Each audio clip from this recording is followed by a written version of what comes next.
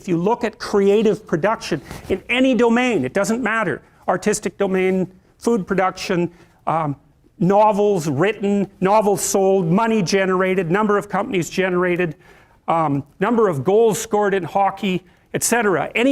Or number of paintings painted, number of compositions written, anything like that, where the fundamental underlying measure is human productivity, what you find is that a very tiny percentage of people produce almost all the output.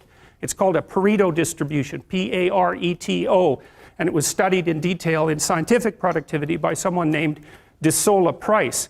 It's a square root law, so here's the law fundamentally. If you look at the number of people who are in a given domain, who are producing in a given domain, the square root of the people produce half the product. So that means if you have 10 employees, 3 of them do half the work, but if you have 10,000 employees, 100 of them do half the work.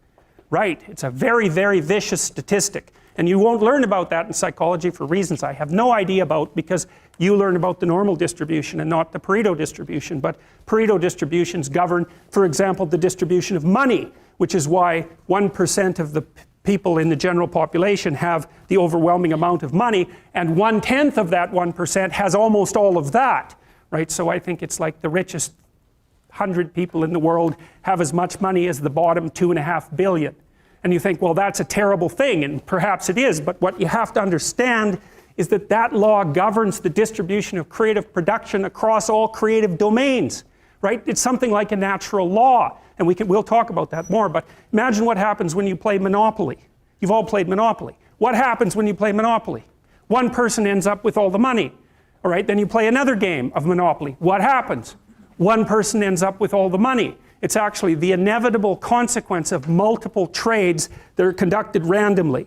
So if you take 1,000 people and you get them to play a trading game, you each give them $100, say, or $10, and they have to trade with another person by flipping a coin.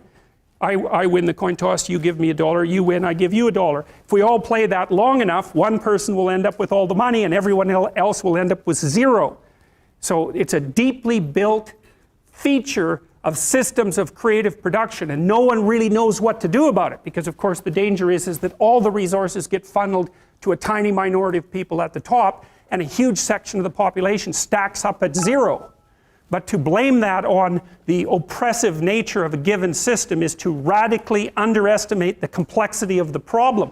No one actually knows how to effectively shovel resources from the minority that controls almost everything to the majority that has almost nothing in any consistent way, because as you shovel money down, it tends to move right back up, and it's a big problem. Anyways, the reason I'm telling you about that is because after the peasants were granted their land and started to become farmers, a tiny minority of them became extremely successful, and those people produced almost all of the food for Russia and the Ukraine. So what happened in the 1920s when bloody Lenin came along and collectivized the farms was that they defined the kulaks, who were these tiny minority of successful farmers who maybe had a brick house and were able to hire a couple of people and had some land and some livestock and were very productive people. They defined them as socially unfriendly elements, and they sent groups of intellectuals out into the towns to collectivize the farms. And so the idea was that, well, you would pool your land and everyone would farm it collectively, and the land was taken away, of course, from the tiny minority of people who were actually productive and had actually managed to own much of the land. So you have to imagine how that would occur.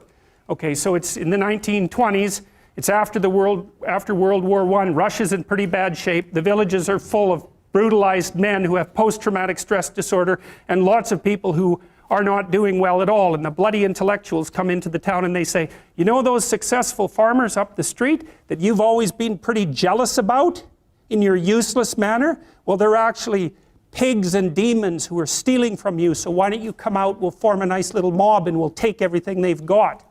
And that's exactly what happened, and all those people were killed or raped or set off to Siberia in the middle of the bloody winter where there wasn't even anything for them anywhere for them to live or anything for them to eat, so they all died. And then the consequence of that was a few years later, 6 million people starved to death in the Ukraine.